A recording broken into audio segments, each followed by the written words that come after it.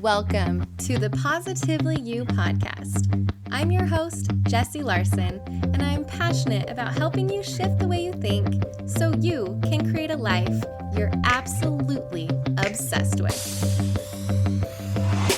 Each week, I'll be bringing you a guest or a thought that's going to help you feel more optimistic and equipped to take real action. Get ready to push past limiting beliefs, ditch that negativity, and start showing up as the best and most positive version of you. Girl, let's do this.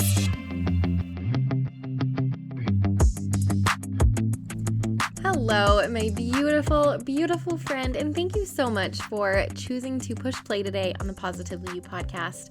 I'm excited, as I always am, to be able to hang out with you, and excited that you are choosing something uplifting to fill your ears with and to help you show up as the best and most positive version of you. So let's just jump right in. Today, the topic that I wanted to talk about is really exciting. You guys are going to just be lit up and so excited. I want to talk about FOMO and envy. And you're probably like, yeah, no, I'm not actually really super pumped and excited about it. I get it. It's kind of a fully loaded topic. But these are emotions and feelings that we encounter all the time. You know, not all the time, but on occasion. And they come up, and sometimes we probably deal with them in really healthy ways, and sometimes in not so healthy ways. So I just kind of want to talk about these emotions, how we can take personal responsibility for them, and kind of talk about the thoughts surrounding FOMO and envy and jealousy and kind of these not so fun feelings that we get sometimes. So you know the phrase that your parents would tell you growing up, like when you were at odds with a sibling and you were so mad and you were like, oh, he's making me so mad. And your parent would be like, no one can make you feel anything. And that just made you like blow up even more because you were like, ah! Well, it turns out that your parents were right. Someone can trigger something in you that makes you feel something, but they don't make you feel that. That's totally on you. Turns out your parents were right. Who knew? So part of being a grown-up, though, is understanding that and being able to notice when you are feeling an emotion and whether or not you're making that choice to stay there, or if you're getting curious about it, or what you're going to kind of do and learn and choose about that emotion. So yeah, sometimes you're kind of thrown into it and you don't quote unquote choose it right off the bat, but you can choose to stay there or choose what you're going to do with that. So a few weeks ago, I found myself dealing with a little bit of FOMO. FOMO, if you don't know, is the fear of missing out is what that stands for. So I was having a great old time, feeling like I was missing out, right? Like pity party for myself.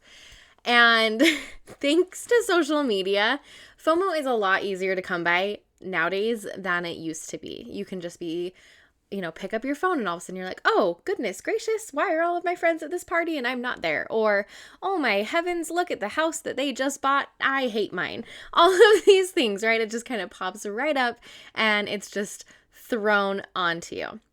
So that kind of happened to me. I was scrolling my social media and this event popped up that I was not at and I felt like I was missing out, right?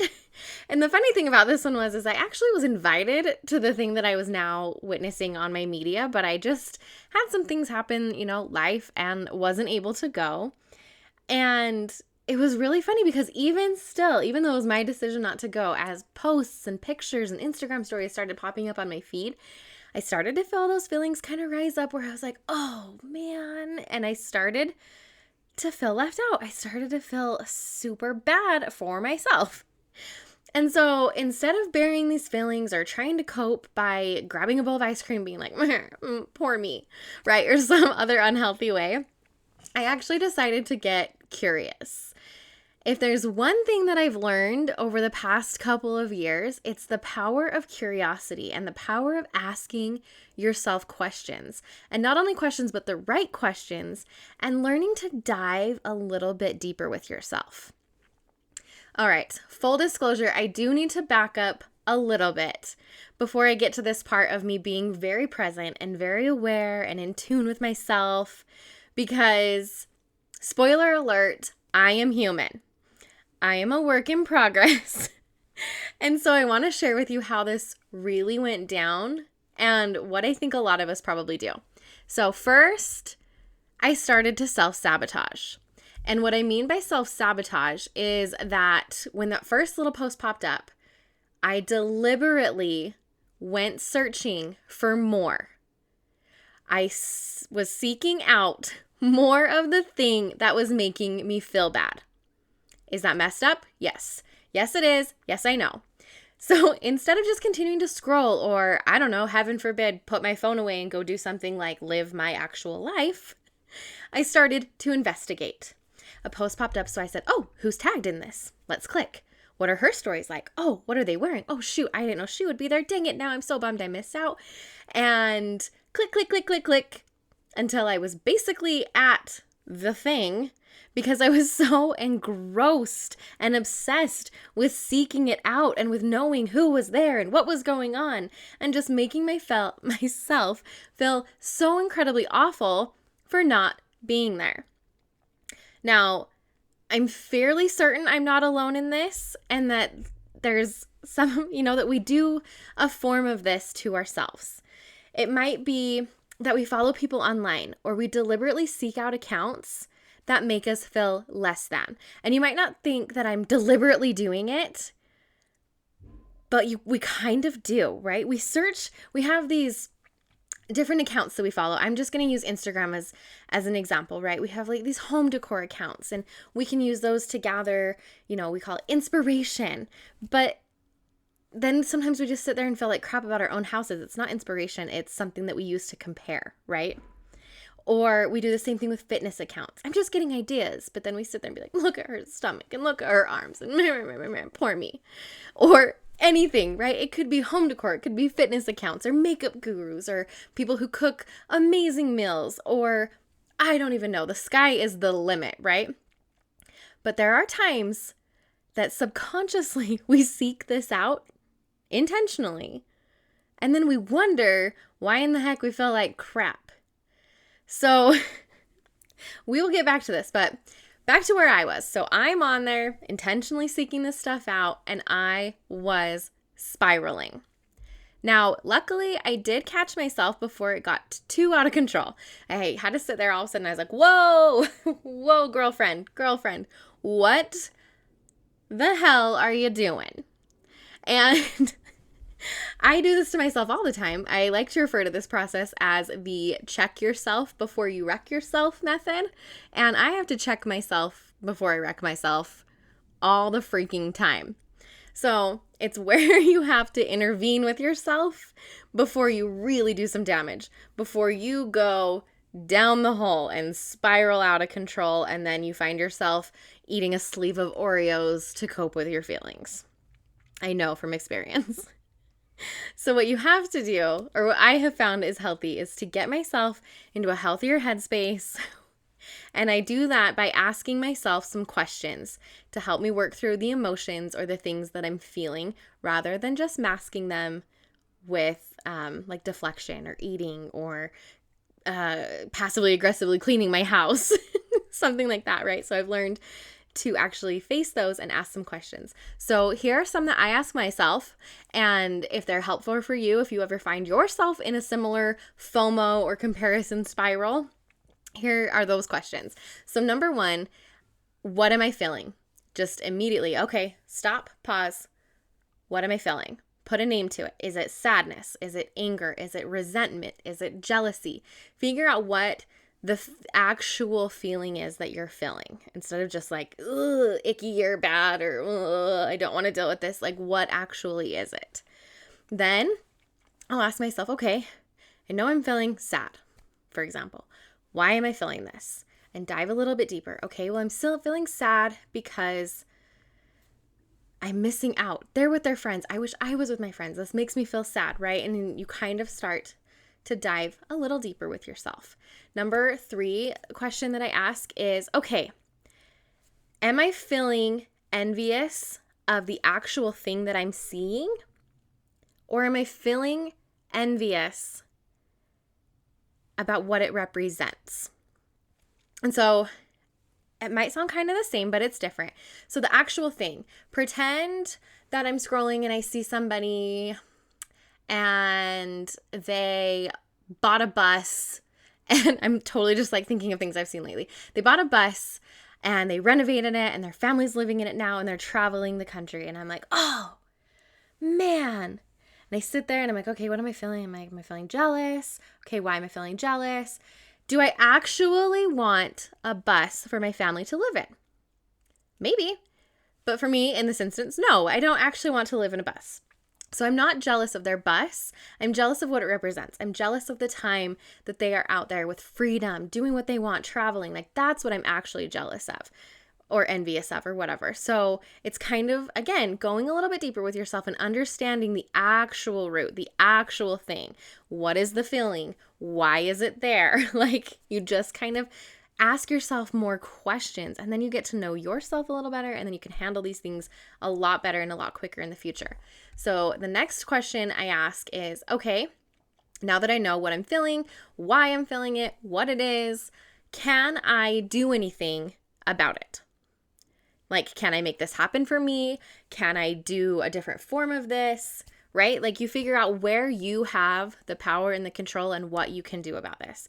So with that, right, if I'm envious of the bus, I'm not actually envious of the bus. I'm envious of the freedom and the travel. Is there anything I can do about this? Absolutely there is.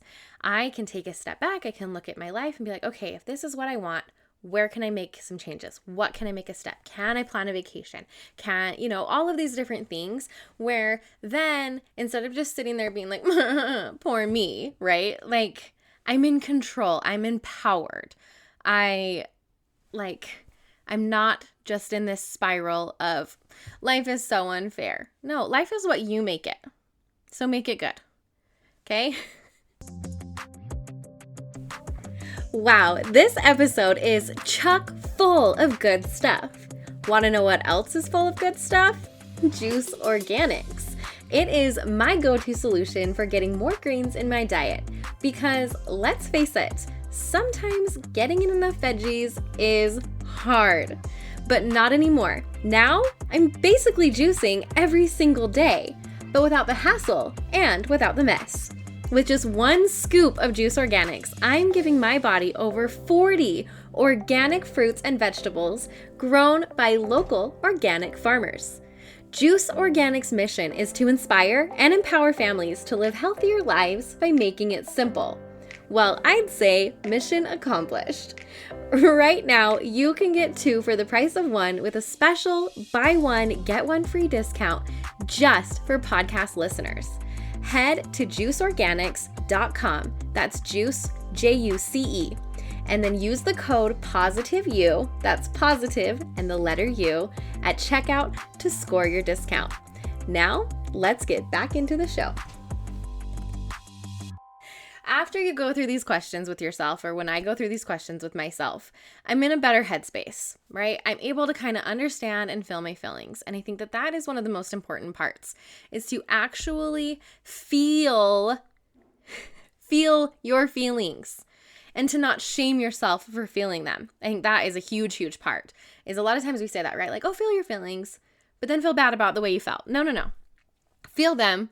And there's no shame around the feelings you feel, especially with things like jealousy or envious, because that's always, at least to me, has always been taught of like, that's such a toxic trait, or like, oh, that's an ugly trait. Like, jealousy is so unattractive, whatever, right? So the last thing that you need to be feeling on top of FOMO, on top of sadness, on top of envy is guilt and shame for being a flippin' human being and feeling freaking feelings.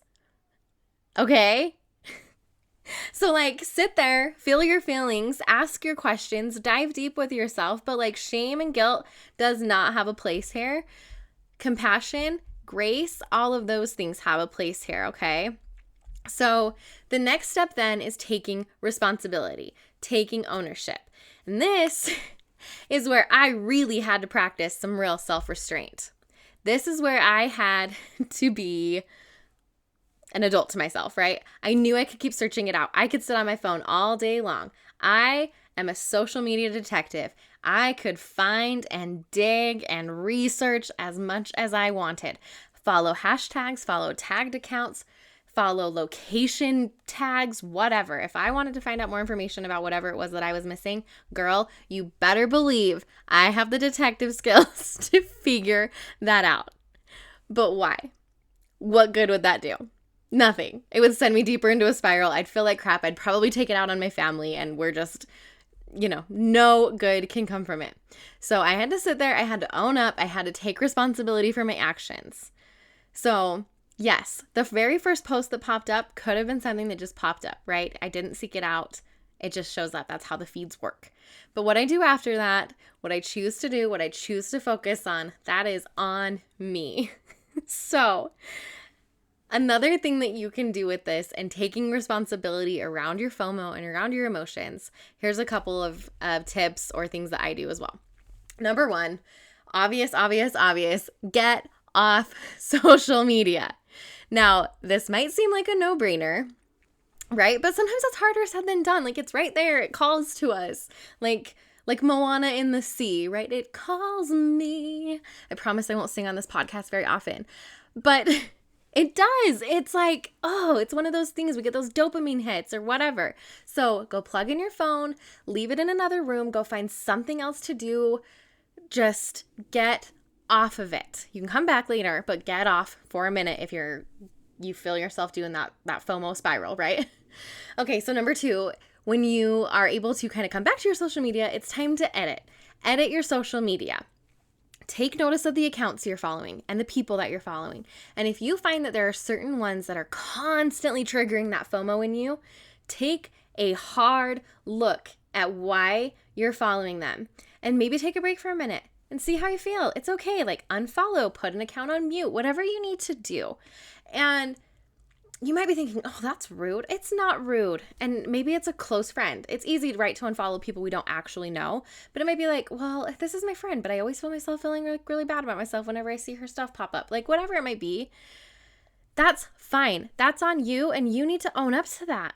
Okay? Like that's the thing about when you're feeling envy, especially when it's around someone you actually know in real life, because soon that envy is not going to just stay envy. It's going to turn into something else. It's going to turn into resentment. It's going to turn into annoyance. And, you'll begin to resent that person and be like, just, eye roll every time they come up. And then you might start to resent yourself for feeling that awful towards a friend who you should feel good towards. And then you go down this like self-shame cycle that, because then you feel crappy about yourself. Blah.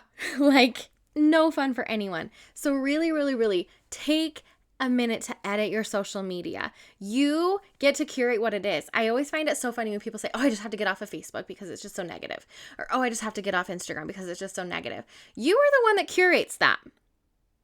The algorithm is different for every single person. It caters to you. So if it's negative, you need to take ownership and responsibility to turn that into a more positive place. And I've done this. I had my feeds and things that I follow now are completely different from what I was following 3 and 4 years ago. And it is such a more positive place for me. All right. So step number 3 is get moving. Move your body, change your scenery, change where you're at, get up, go for a walk, go outside, get in a run, pop in your earbuds and just turn on some music and dance your little heart out. Like, I don't care, but just get up and move for a minute, get some blood pumping. It's amazing what just a little bit of movement will do for your mood and get you out of your head, into your body. And it's just kind of a quick little shift that you can make when you're really feel yourself going down that spiral. All right, so step number 4, do something nice for somebody else. I mean, there is a reason why people always say, if you're feeling bad, go serve, go do something. Because just like moving, it gets you out of your head, but instead of to your body, it gets you focused on other people.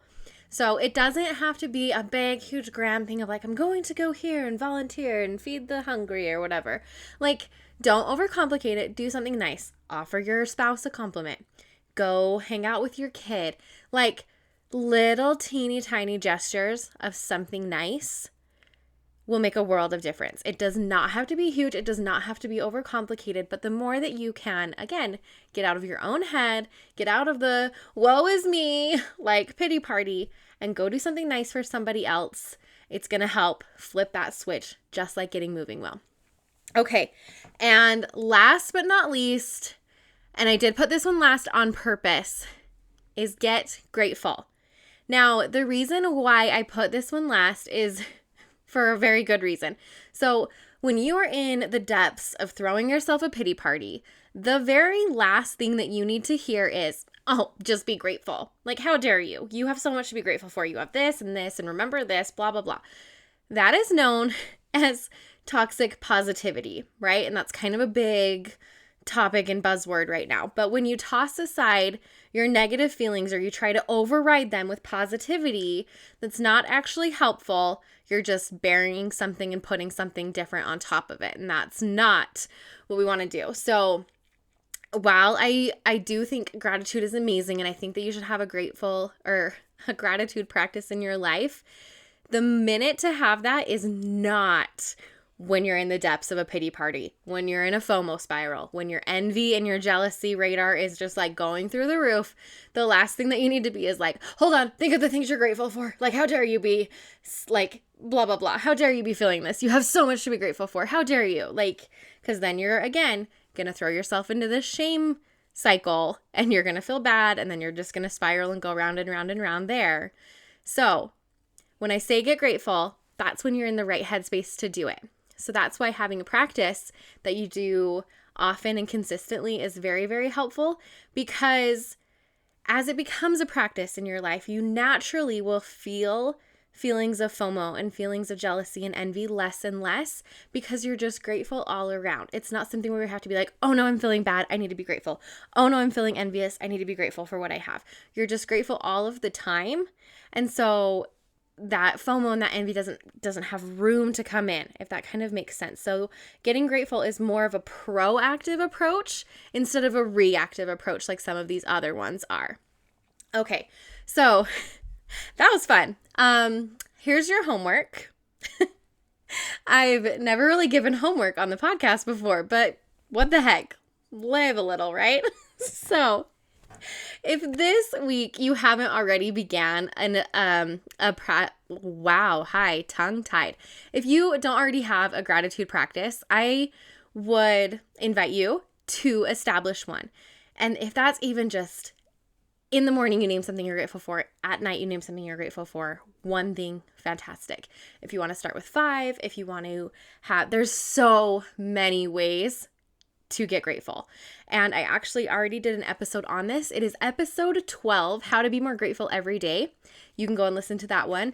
You can also download my free guide that I have, Guide to Getting Grateful. Go to jessielarson.com/podcast/grateful, and that will be there for you. Or you can send me a DM on Instagram. I will send it right over. I also want you to take time to notice your emotions as you're on Instagram, as you're scrolling a feed, when you're on Facebook, whatever it is that your thing is that you like. If it's TikTok, if it's Instagram, if it's Pinterest, whatever. So take notice of the emotions. How are you feeling? Go through those questions. How am I feeling? Why am I feeling this way? Do I need to edit things? And go ahead and make any edits that you need to in order to curate a more positive experience for yourself. Like I said, you are 100% responsible for the things that come up in your feed, so edit it as needed. Make it a positive place that you want to be, that makes you feel uplifted and positive and empowered. And I also talked about this before on another episode as well. So episode 4, How to Be More Intentional on Instagram. You can go there. I go into a lot more detail about making your social media a positive and uplifting experience for you. And last but not least, just get curious. Ask yourself questions and do so without shame. Kick that shame to the curb. Feel your feelings. No shame for feeling them, but dive a little deeper with yourself to understand the why behind why you're feeling them and what exactly they are. All right, so there you go. There is a whole bunch of my thoughts surrounding FOMO and envy and jealousy and just those emotions with that. So I hope you have an amazing, amazing week. I will see you guys next time. Thank you for hanging out with me again today. I'm so glad you pressed play. If you want to take a quick second to share this episode with someone you think would love it too, that would be amazing. If you're loving the show, make sure you go and leave a review on iTunes. Reviews are like magic for podcasts, and your review will help get this show into the ears of more amazing women just like you. And come find me over on Instagram. I'm there at positively.jessie, and I cannot wait to hang out with you some more. So until next time, have an amazing week.